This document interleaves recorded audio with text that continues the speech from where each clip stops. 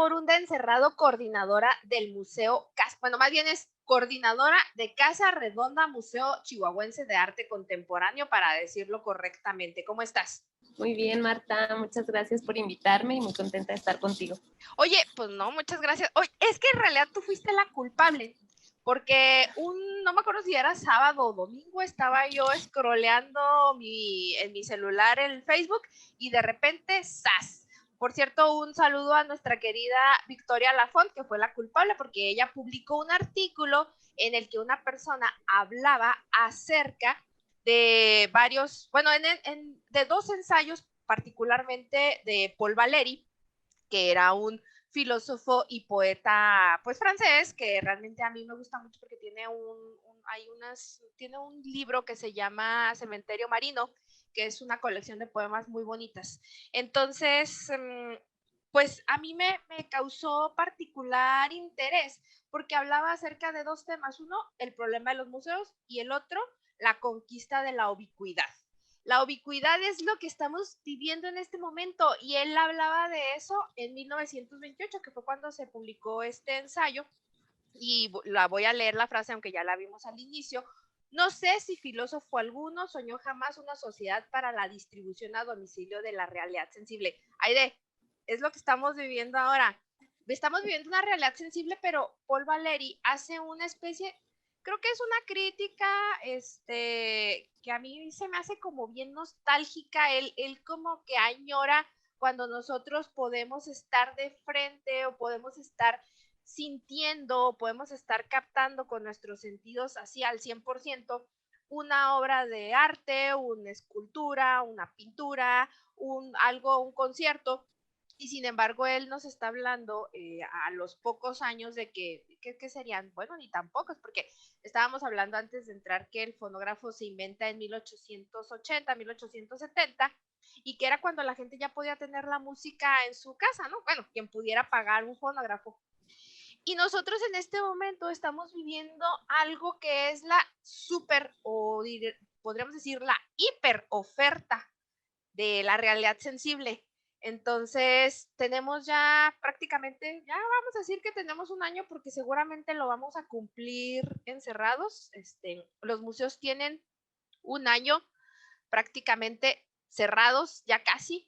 Ahora en marzo cumplimos el año. Por ahí se pudo abrir un poquito cuando tuvimos nuestro primer amarillo, pero luego pues las cosas se desbordaron y tuvimos que volver a cerrar. Entonces, para mí, como quien dice, estamos encerrados desde hace un año, y desde hace un año los museos tuvieron que salir y tuvieron que crear su realidad sensible a domicilio. ¿Cómo ves? Sí, un año exactamente cerrados. Bueno, con respecto a este filósofo que nos cautivó, Sí. Me parece increíble, lo comentábamos, de cómo sigue, o en qué momento estaba él, ¿no? Que pudo predecir esta situación en la que estamos ahorita, tan gente, y a la que nos tuvimos que enfrentar desde diferentes puntos, desde nuestras realidades multidiversas que tenemos cada quien, y pues bueno, la que nos ocupa a ti y a mí, que son los museos. Como dices tú, fue un golpe duro porque estábamos tan acostumbrados a que un museo vive de su público en físico, que de pronto fue como, canijos, ¿y ahora qué hacemos, no? Para poder conectarnos con esos públicos sin que altere la forma en la que ellos disfrutan o viven la emoción de ir a un museo.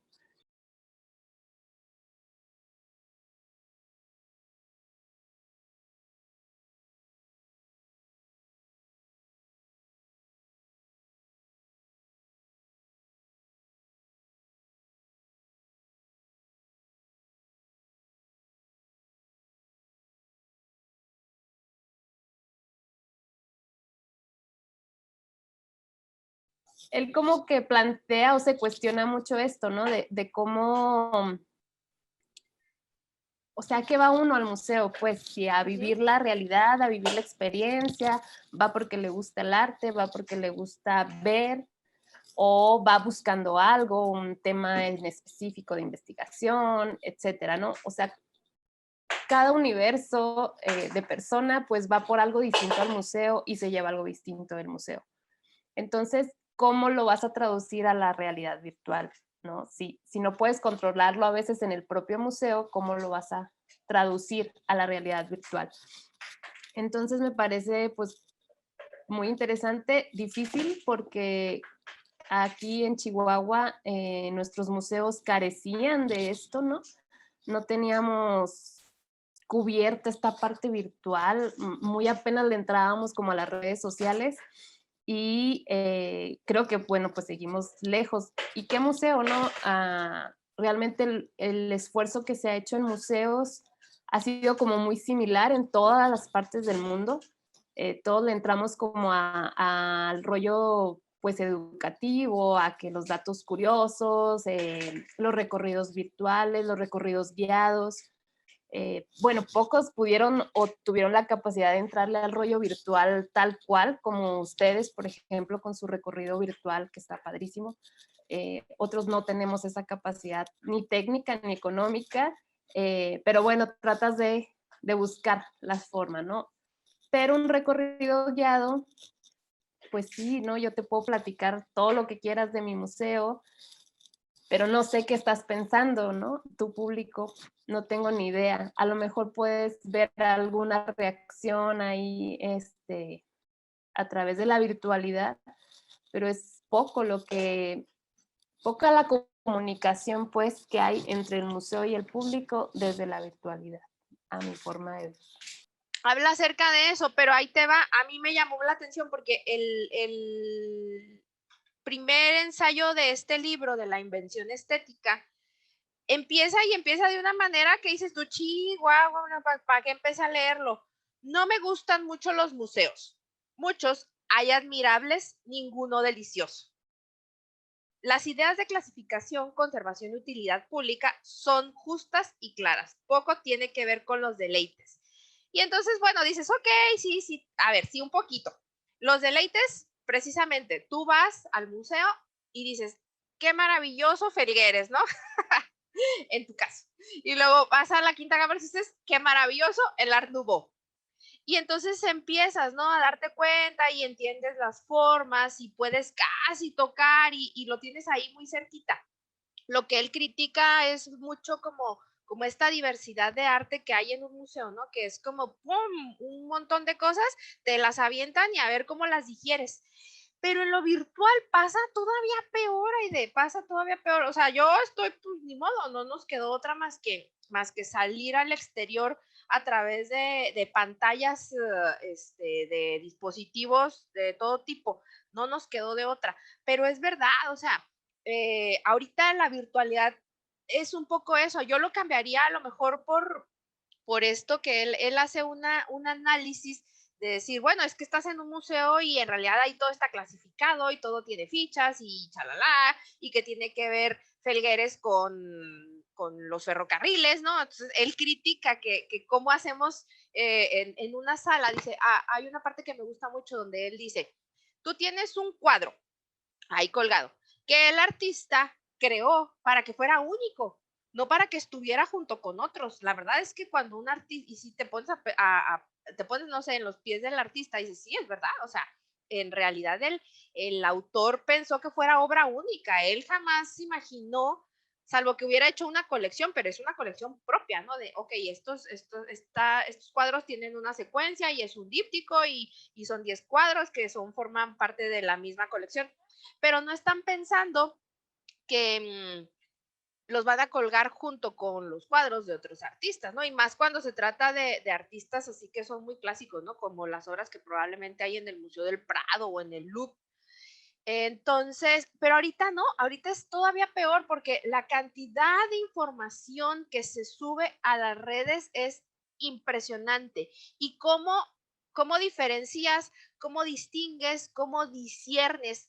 Tú en estos tiempos que hemos estado ahorita encerrados, Aide, has podido, no sé, encontrar una forma coherente de discriminar contenidos y decir, ok, voy a consumir esto, porque es lo que tengo, pues para lo que tengo tiempo incluso, ¿no? Porque me voy a volver loca. ¿Cómo has visto tú el consumo, la producción, primero que nada, de contenidos, y en segundo, el consumo? ¿Cómo hacerle para que no nos vuelva loco tanto y tanto que no podemos ver en realidad?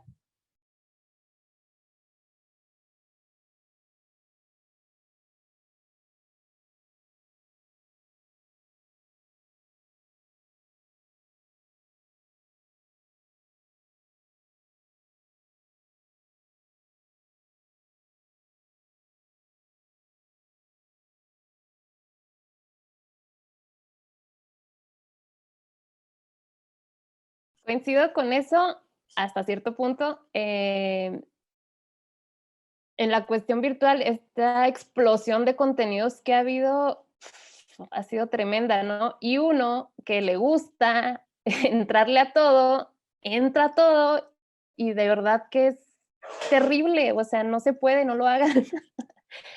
De pronto yo me saturé, entré a todos los cursos sabidos y por haber que vi, porque pues oye, son gratis, están aquí en la computadora, son cursos de México o pues, de otras partes del mundo que cuando en la realidad física uno puede ir nunca, ¿no?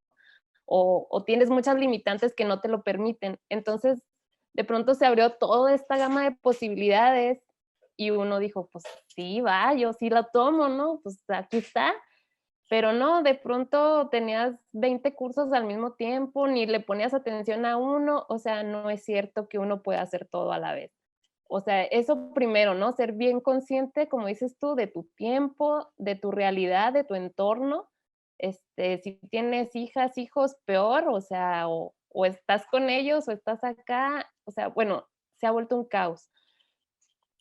Pero en el tema de los museos, creo yo que ahí sí se nota un poco la diferencia del tiempo, ¿no? De Paul Valéry a nuestra realidad. ¿Por qué? Porque el museo de entonces, pues por supuesto que no es el mismo museo de hoy, ¿no? Y está este tema muy vigente de cambiarle el significado al museo, que ni siquiera nos hemos podido poner de acuerdo en eso, pero en aquel tiempo el museo pues era este espacio en donde se colgaban 20,000 cuadros y sí, pues había esta generación de contenidos inmensos en donde era prácticamente escupir los cuadros, ¿no? Para poder verlos.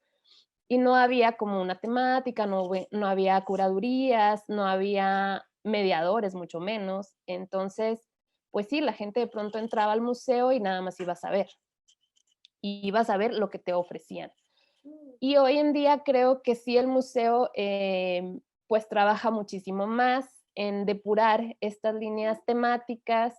Eh, Vamos haciendo, pues sí, colecciones a lo mejor de varios artistas, pero tienen un hilo conductor, o bien el mediador del museo o la mediadora del museo, pues te va encaminando y orillando a depurar esa información de tal forma que no sea tan abrumadora.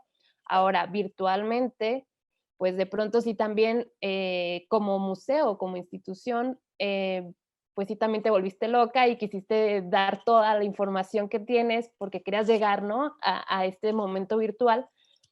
Pero creo que con el paso de los meses pudimos ir también depurando. Y si un museo no tiene muy claros sus objetivos, pues difícilmente lo va a lograr, ¿no? Entonces, si tu objetivo, tu misión es presentar el Art Nouveau en la Quinta Gameros, pues entonces te vas por esa línea temática y tu público pues va a ir pudiendo como controlar esa información. Esa es mi opinión desde ese punto de vista. Y como consumidor de museos, creo que sí ha estado un poco bajo de pronto, pero también se nota mucho en estos comentarios, ¿no? No sé si te ha pasado que todo el mundo te comenta, pero ¿cómo que abrieron los cines y los museos no? Entonces quiere decir que sí nos extrañan, ¿crees? Y sí han estado como, bueno, al menos el Museo Casa Redonda, que es un espacio no tan turístico por estar fuera de la zona céntrica, em, sí ha llegado a públicos diferentes. Sí hemos tenido como estas visitas que de pronto nadie sabía dónde estaba el museo o, no sé, la virtualidad sí te ha permitido llegar a esa gente que antes no podías llegar. Fíjate, era algo de lo que me decías tú cuando él se pregunta, ¿vine para instruirme o para maravillarme? ¿Para cumplir un deber o para satisfacer las apariencias? ¿O será acaso un ejercicio muy particular este paseo extrañadamente entorpecido por bellezas, obstaculizado en cada momento, a diestro y siniestro por obras maestras en las que hay que comportarse cual borracho entre mostradores? Y creo que ahorita a lo mejor, como dices tú, quizá defendiendo bastante, ¿no? La parte del consumo en cuanto a lo que a los museos corresponde, que, que probablemente la ventaja ahorita que hemos tenido es, como dices tú, que se ha podido elegir qué vas a mostrar, porque aquí, pues, cuando tienes el museo en presencial, pues ahí está, ¿no? Y aunque hagas una visita recorrida, pues hazle como puedas, ¿no? Y estás escuchando la guía y no sabes si yo nunca leo todas las fichas, yo soy de las que va, y más bien veo, ¿no? Pero no me gustan mucho ni las guías, para mí, yo como consumidora, No, obviamente como trabajadora de museo, pues sí me gusta darlas, pero lo que no me gusta es tanto como consumir una guía, me gusta estar en el espacio y ver qué estoy checando, si algo me llama la atención, pues entonces leo, ¿no? Entonces, ahorita la ventaja a lo mejor es que pudimos entresacar de todos esos contenidos que ya tenemos ahí en el museo y que ahí están y pues no sé, te gritan algunos y otros se quedan ahí escondidos porque llaman menos la atención y ahorita no, ahorita tuvimos esa posibilidad como de poder decirle a la gente, pues tenemos esto y tú sabes y tú eliges y tú discriminas, ¿no? Pero aún así se me sigue haciendo muy abrumadora la cantidad de cosas y una de las cosas que a mí me llamó mucho la atención, una frase que me marcó muchísimo, Aide, al inicio de la pandemia, allá ves que, como dices tú, tomamos cursos para todos lados y escuchamos pláticas y charlas y todo y así te súper saturaste. Una charla que a mí me marcó al inicio de la pandemia, que creo que fue la primera que yo escuché cuando me mandaron a la casa a trabajar, fue que la cuarentena para los museos en realidad era el término de la cuarentena. Cuando todo el mundo empezó, y eso lo he repetido en todas las charlas que he tenido, porque es una impresión que yo también tengo, así, y tú misma lo acabas de decir con esto de las preguntas de las personas, ¿y por qué no abren ustedes en lugar de los bares o de las cantinas o de los cines? ¿Por qué mejor abren esos en lugar de los museos que son espacios tan importantes?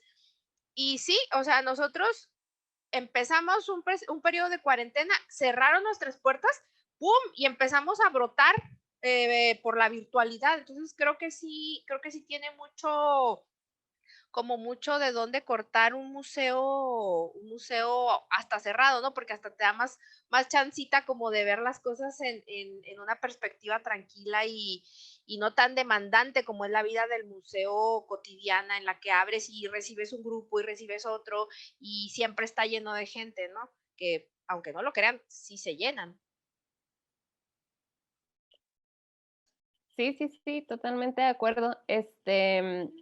Nos pasó mucho ahora, como dices tú, la cotidianidad del museo, a lo mejor mucha gente no lo alcanza a ver, pero sí, entra y sale gente, estás pendiente de muchas cosas que suceden cotidianamente, que de pronto se nos olvida o dejamos un poco rezagado otros temas, ¿no? Como es la investigación dentro del museo. A nosotros nos ha dado esta cuarentena porque seguimos trabajando, aunque esté cerrado al público, el trabajo en el museo continúa. El museo es un lugar que no puede quedarse solo nunca, para empezar, ¿no? Entonces, eso de cuarentena, pues realmente no es cierto. Seguimos trabaje y trabaje y trabaje todos los días, todo el día, y pues el quitarle la atención al público nos ha permitido enfocarnos en las piezas que tenemos, ¿no? Por ejemplo, en el caso de Casa Redonda, que tenemos más de 700 piezas en un acervo, pues nos ha permitido estudiarlo, estar como buscándole mejorar sus condiciones, investigar cada pieza, cada autor. En fin, creo que como trabajadores del museo nos ha servido muchísimo para poder enfocarnos en eso, que a final de cuentas pues es lo que te va a dar material para trabajar con el público, ¿no? Pero sí, de pronto uno se cuestiona, ¿no? O a qué le responde el museo, o a quién le responde el museo, si estás trabajando tanto en su contenido, estás trabajando tanto en este tema de la nueva normalidad, estamos buscando ser los mejores, todos los museos. Nos preparamos, ustedes también, en un curso de esto de punto limpio, compramos aditamentos, transformamos el museo para recibirles y somos, yo creo, de los lugares más seguros que puedan encontrar en Chihuahua. Voy a hablar nomás de Chihuahua. Seremos, o sea, de verdad, es como entrar a algo así perfecto, pulcro, limpio, en donde todos estamos además preparados para recibirles con las mayores medidas de seguridad posibles y no podemos abrir, ¿no? Entonces dices tú, pues entonces, ¿cuál es la medida, no? De las cosas. Volviendo al tema de Paul Varelli, como que dice que pasa ahí como que te tienes que comportar, ¿verdad? Como cuando estás borracha y te dice tu mamá, no hables. Entonces, pues sí, o sea, son como las dos cosas de cómo comportarse en un museo, ahora cómo te comportas en un museo virtual o en la virtualidad del museo, cómo lo recibes, cómo consumes, no sé, son un chorro de preguntas que te haces sobre el funcionamiento de los museos. Ahora, el ir al museo, me están fallando estas cosas, el ir al museo como como algo que es impuesto, pues, alguien que te dice como las visitas escolares, ¿no? Pues vas al museo porque te llevan. Pero posiblemente tengas la oportunidad de ir al museo y vivir una experiencia que seguramente si no vas, pues no va a pasar. Entonces, a lo mejor de 100 estudiantes que van a la visita guiada, a uno le queda, ¿no? La chispita de, pues sí, me gustó, ¿qué es esto? Qué padre, qué chido. Pues ese uno ya es alguien. Para nosotros, en museos, la cantidad de visitantes realmente no importa. A la institución sí le importa muchísimo, ¿no? Los números, ya saben. Pero a nosotros como trabajadores del museo sí nos importa la calidad de la visita. Entonces, esa parte es difícil medirla en la virtualidad, muy difícil. Te puedes quedar con comentarios buenos y en las redes casi siempre, en las redes de museos, casi siempre los comentarios son muy positivos. Difícilmente vas a encontrar a alguien que te diga, no me gusta, ¿qué es eso? Guácala. O sea, muy difícilmente alguien te va a poner eso. A lo mejor alguna reacción de me divierte quizá, pero un me enoja, un guácala, difícil, ¿no? Entonces, ¿cómo mides, no? Como decías tú, Marta, en lo vivo, pues ves la cara de la gente y con eso tienes, ¿no? Y dices, por aquí no es, mejor me voy por acá. Es como más sencillo para el trabajador del museo controlar las emociones de la gente. Ahora, ¿por qué tendrías que hacerlo, no? Pues hay que dejar que la gente viva la experiencia sin como controlar, como decía Paul, esta visita no necesariamente tienes que guiarla ni tienes que controlarla. A mí tampoco me gustan las visitas guiadas, lo reconozco, pero también no sé si te pasa que como trabajador del museo vas a otro museo y te fijas en todo menos en lo que está expuesto, ¿no? Te fijas en cómo está expuesto, te fijas en cómo te reciben, te fijas en toda la parte técnica, ¿no? Entonces, a mí se me hace muy difícil juzgar como esa parte porque yo no me fijo en eso. Entonces, bueno, pues volviendo a eso, por ahí va, ¿no? Como que, ¿a qué vas al museo? Sería como la parte fundamental de la pregunta, ¿a qué vas al museo? ¿Por qué vas al museo? Creo que salvo los niños y las niñas, bueno, salvo las visitas escolares, tú vas al museo porque quieres ir al museo, ¿no? Tú adulto, vas al museo porque quieres ir al museo, no vas por algo impuesto. Y vas al museo que quieres ir, no vas a ir a un museo de arte si no quieres ir a un museo de arte. O sea, si no te interesa el arte, no vas. A lo mejor te gusta el de paleontología, el de historia, el de ciencias. O sea, es como tan específico el por qué vas al museo que igual pues va a ser tu visita en la red o en la virtualidad. Ahora bien, si la diferencia es que la red te sale, ¿no? La oferta del museo te sale, ¿no? No necesariamente la buscas como ir al museo, que tú buscas ir al museo. En la red a lo mejor te sale un anuncio, a lo mejor ya ves que San Google nos oye y nos pone la información ahí. Entonces, eso puede como detonar ciertas experiencias también de visitantes al museo, incrementar un poco el panorama, ¿no? ¿Qué es lo que más te ha gustado? O sea, que has dicho verdaderamente, esta virtualidad en esta parte le hizo muy bien, en tu caso particular, a Casa Redonda. Pues yo creo que lo que más nos ha funcionado han sido los datos cortos y breves, curiosos, ¿no? Así de que me acuerdo mucho, subimos al principio unos datos en sí del edificio, de que, por ejemplo, ¿sabías que las vigas que sostienen Casa Redonda tienen la fecha de donde fueron hechas, ¿no? Y eso llamó un chorro la atención. Este tipo de datos tan breves llaman mucho la atención y jalan mucho. Hemos subido recorridos y no han sido tan exitosos, ¿no? A pesar de que uno se emociona un chorro y dice, este es el mejor recorrido que he dado en mi vida, pues son tan largos que no retienes al consumidor. Entonces, aquí llegamos a una especie de conclusión que yo creo que en eso creo que vamos a coincidir, que a lo mejor la virtualidad sí le hace un poquito de daño al consumo del museo en cuanto a, por ejemplo, un recorrido por Quinta Gameros debe durar más de una hora. O sea, un recorrido bien hecho, sala por sala, con explicación así detallada acerca de todo. Debe durar más de una hora. Entonces, imagínate tener a una persona una hora en la virtualidad, o sea, no te aguantan, no te aguantan. Y ahorita todo está así como tan atomizado, tan diluido, tan filtrado, tan, lo pasas por un sedazo para que la gente ya así casi que nomás vea una imagen y ya, es todo. Una imagen que no dure más de 30 segundos porque si no, lo pierdes, se te va. Entonces, creo que nos ha ayudado, pero a la vez nos ha perjudicado. En lo personal, así lo veo yo, ¿no? No sé, a ti cómo que te haya pasado y qué experiencia hayas tenido en cuanto a esta, que ahorita lo estás comentando tú misma, ¿no? Pero quiero ahondar en esa parte porque sí se me hace como un poco, se me hace bonito que estás pensando e ideando maneras en llegarle al público así rápido, en lo que puedes tener su atención, pero también es como peligroso, ¿no? Porque pues ya tenemos un año haciendo eso.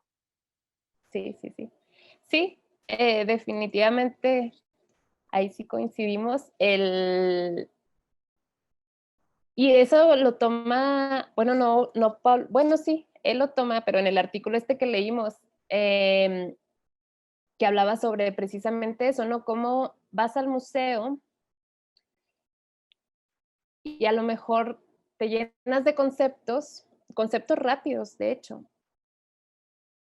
pero si no los conocías antes, difícilmente puedes, por ejemplo, y sobre todo en el caso del arte, difícilmente puedes hacer un análisis de una obra de arte, ¿no? Si no tienes todo ese bagaje previo. Y Paul ahonda un poco más en eso, de cómo, que a mí me recordó un poquito a la crítica del juicio de Kant, de cómo haces tu construcción del juicio en base a los conceptos que tú ya traes, ¿no? Pues es un rollo bien filosófico de una red de conceptos que se va construyendo a base de tu lectura y no de tu lectura de leer, ¿no? Sino de tu lectura de vida de todos estos de estas palabras que tú vas conociendo a lo largo de tu vida, de conceptos que vas conociendo y que te van construyendo, ¿no? Entonces, ¿cómo se construyen esos conceptos? Pues a base de lo que ves. Así de fácil, ¿no? A lo mejor son conceptos muy primarios como silla, ¿no? Si nunca has visto una silla, pues no vas a saber qué es una silla. Y mucho menos vas a poder analizar una obra. Pero, o más bien entonces, creo que aunque sea limitado el contenido académico quizá de lo que estemos dando, a final de cuentas, pues es construir una red de conceptos muy breves y muy rápidos, porque así son las redes sociales, pero, y que sí, en efecto, la imagen es como lo que te jala, ¿no? Pero esa imagen pues ya se te quedó, en el mejor de los casos. Esa imagen ya se te quedó y pues bueno, va a formar parte a final de cuentas de tu construcción de red de conceptos y en algún momento esperamos se pueda ampliar o ahondar, ¿no? A lo mejor esa pequeña imagen pues te abrió el panorama para hacer tu propia investigación en la misma red. Te puedes pasar fácilmente a investigar otra cosa que tenga que ver con el tema que te gustó. No siempre, no quiero decir que todo el mundo lo haga, pero a la mayoría o a un buen número de personas sí nos gusta como ver algo y estar, ¿no? Me pasa, por ejemplo, con estas películas que son basadas en hechos reales, ¿no? Hombre, yo me traumo porque no puedo ver la película sin estar googleando a ver si es cierto que pasó esto y esto y esto y esto, ¿no? Entonces es como a lo mejor un gancho de esta imagen me jala para hacer mi propia investigación, mi propia búsqueda y ampliar esta red de conceptos. Quiero pensar que así funciona. A lo mejor, pues te digo, no en todas las personas, pero al menos, pues bueno, alguna semillita por ahí estamos dejando. Como siempre, igual en la visita, así va a pasar, ¿no? Si el niño obtuvo una experiencia significativa, aunque sea de una imagen, ni siquiera necesitas haberle hecho un taller, probablemente la pura visita le llamó la atención, algo relacionó con su vida y algo le significó, ¿no? Y después te dirá cuando esté grande, ah, sí, yo me acuerdo que cuando estaba chiquito me llevaron al Museo de los Trenes, ¿no? O sea, mi hijo, recuerdo que hubo un tiempo en el que no, en la Quinta Gameros él no quería estar, él quería ir a Casa Redonda. Yo te mandaré con Aide. Y creo que sí comentamos, ¿no? En alguna ocasión que nos los cambiábamos a los hijos porque Adrián era su museo favorito Casa Redonda, ¿no? Por eso, por lo de los trenes. Y bueno, así hay niños que en la Quinta Gameros les representa, ¿no? Es que es como un castillo, ¿no? Y entonces, ¿qué va a pasar ahí? ¿Qué va a salir, no? Y yo me acuerdo que mi abuelo tiene una cama como esa y así te empiezan a decir cosas, ¿no? Entonces, yo creo que en eso consiste como esta parte significativa en la virtualidad. Yo también soy muy kantiana, me encanta. No, me encanta la filosofía dura. Ahí te va, mira. Dice, el oído, no, digo, con respecto a lo que decía sobre cómo ir construyendo estos conceptos a base de pequeños momentos y espacios, así como de ir absorbiendo cosas.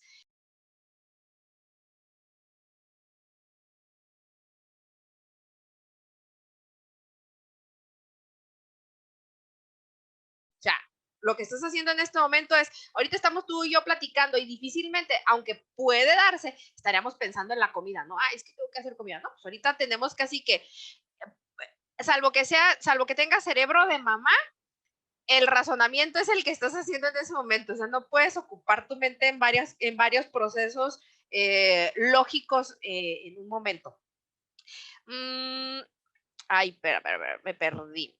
Pero el ojo en la mudable abertura de su ángulo, en el instante de la percepción, se ve obligado a recibir un retrato y una marina y una cocina y un triunfo, personajes en situaciones y dimensiones de lo más dispares. Y aún debe recibir también en esa mirada armonías y maneras de pintar inconmensurablemente entre sí.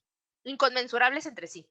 Entonces, sí pasa, ¿no? Esto de que va razonando poco a poco, pero de todas maneras creo que en la visita yo estoy como fascinada por el momento que estamos viviendo, en un sentido que también me da miedo, ¿no? No digo fascinada porque me absorbe la reflexión de lo que sucede en estos días y obviamente me absorbe también lo que sucede en estos días en cuanto a los museos, ¿no? Si nada más es producir por producir algo o si pensar en que, ok, pues a lo mejor esta es la oportunidad como para replantearnos cómo vamos a entrar con nuestros contenidos, ¿no? En un museo siempre se habla de contenidos, creo que es una de las palabras que más repetimos siempre, contenidos, pero pues aventar contenido nada más por aventarlos, pues realmente es como los museos en ese entonces, como dices tú, ¿no? Donde acumulabas cosas, las guardabas y pues ahí las tenías, ¿no? Hasta que la gente iba y los revisaba, ¿no? Y ahí se quedaban y nadie los clasificaba, ¿no? Que también es una de las críticas que hace Paul Valéry, donde dice que las clasificaciones, pues, sí, las clasificaciones son frías, ¿no? Y son números y las obras de arte se convierten en tarjetas y en fichas técnicas. Y realmente no te dan el momento como para disfrutarlo, pero bueno, eso es como parte de lo que hacemos como trabajadores de museo. Aide, ¿con qué te gustaría quedarte de todo esto que ha pasado en la virtualidad? ¿Con qué te gustaría quedarte? ¿Y qué crees? Esa es la pregunta que le hago a todas las personas que invito a la charla. ¿Con qué te gustaría quedarte en cuanto a estas nuevas prácticas de la nueva normalidad o la normalidad que estamos viviendo en estos momentos? ¿Y qué te gustaría con qué te gustaría quedarte? Que digas tú, esto me gustaría que siguiera pasando. ¿Y qué crees que sí, invariablemente, te guste o no te guste, se va a quedar? Ay, qué difícil. En cuanto a los museos, ¿te refieres? Ok, pues, y se lo he comentado a varias personas que se han acercado ahí al museo para trabajar este año, trabajar en exposiciones o demás. Sí les comento, tienen que pensar en que su evento puede o no puede ser público, ¿no? Y que indudablemente va a tener que ir acompañado de un programa virtual. Creo que aunque volvamos, que difícilmente, ¿verdad? Pero aunque volvamos a esta normalidad de antes, en donde se puede hacer una inauguración, talleres, círculos de lectura, etcétera, que se puedan hacer en físico y como eran antes, creo que indudablemente tenemos que pensar en paralelo en algo virtual, ¿no? No podemos ya dejar eso. ¿Por qué? Porque hay esta gente que ya conseguimos, o sea, se oye feo que conseguimos, pero gente que ya atrapamos, que ya son parte del museo desde la virtualidad, ¿no? A lo mejor a nosotros nos pasó mucho como museo que fue un crecimiento favorable, que tuvimos la oportunidad de participar en redes nacionales de otros museos. Y entonces, pues ya hay gente de Puebla que nos conoce, ya hay gente de Aguascalientes que nos conoce y que difícilmente pues pueden venir a Chihuahua o van a ser parte cotidiana de nuestro entorno físico. Entonces, pues para esa gente tenemos que seguir trabajando también virtualmente. Entonces, creo que eso no lo podemos dejar, el camino virtual. Sí, mucho más encaminado, más medido, más controlado y pues más específico, ¿no? Más de acuerdo al contenido que se va a presentar físicamente. Y lo que indudablemente va a pasar o lo que se va a quedar, pues son todas las medidas de seguridad que tenemos, ¿no? No podemos bajar la guardia ni dejar de pensar que las cosas no van a volver a pasar. O sea, hay que seguir trabajando en cuidarnos. Primero, yo siempre les digo, primero nosotros, los trabajadores del museo. Eso es lo primordial. Y después pensaremos ya en el público, porque por lo pronto, si el equipo no se cuida, pues valemos gorro, ¿no? No abrimos nunca. Entonces, claro que creo que es lo más importante, el recurso humano, el cuidado, obviamente, del espacio, y luego ya que podamos abrir al público, pues el público. Para cerrar, Aide, ¿cuál es tu reflexión acerca de lo que nos toca y lo que nos corresponde Pues ahorita comentabas algo que me llamó mucho la atención, ¿no? Para nosotros es muy importante la labor educativa que realizamos y el apoyo que hacemos a las escuelas para que ellos, pues, en el caso de ustedes, por ejemplo, que son un museo histórico, pues no queda lugar a dudas, ¿no? Que tienen como ganado su espacio. Pero ahorita, ¿qué nos corresponde, aparte de seguir ahí vigentes ante el mundo a través de las ventanas que significan los dispositivos electrónicos? ¿Qué nos corresponde, qué nos compete hacer en este momento de todavía encierro? Sí, yo creo que nos compete actualizarnos, ponernos en el papel de los museos internacionalmente, este nuevo rol que tiene el museo, transformar, ¿no? Transformar, no quedarnos ahí en la espera de que el visitante se acerque, sino ofrecer tu espacio como un espacio público, que es el museo. Aunque cobres la entrada, es un espacio público. La idea es que debe ser un espacio seguro para para todas las personas, pues. Y no debemos como quedarnos enterrados en el pasado, sino, te digo, avanzar junto con los otros museos en el papel transformador que debe ser el museo a través de toda la oferta que tiene el arte, la ciencia, la educación, la historia, etcétera. Quedarnos, avanzar pues a través de la virtualidad ahora que se puede y a través del espacio físico cuando se pueda, en construir espacios seguros para la gente. Creo que es algo que se necesita. Muchísimas gracias, Aide Borunda, por esta charla y esta, pues, revisión de unos textos bien antiguos que ahorita están cobrando vigencia y que pues, nos ponen a reflexionar. Nos ponemos muy filosóficos en los museos. Muchas gracias, Marta, por la invitación. Pues gracias y nos vemos en la próxima semana.